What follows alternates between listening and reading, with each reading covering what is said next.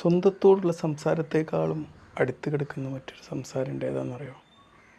അത് ദൈവത്തോടുള്ള സംസാരമാണ്.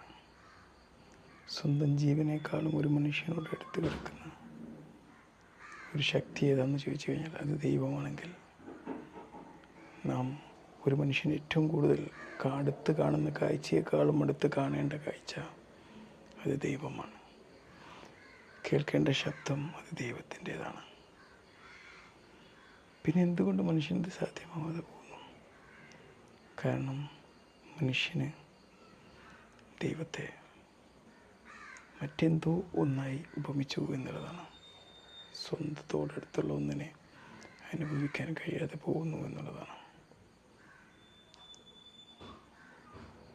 ഏതോ ഒരു സമയത്തിൻ്റെയോ ഭാഷയുടെയോ ഏതോ ചരിത്രത്തിൻ്റെയോ ഭാഗമായി ദൈവത്തെ തളിച്ചിട്ടു എന്നുള്ളതാണ്. അങ്ങനെ കാണുന്നതിൽ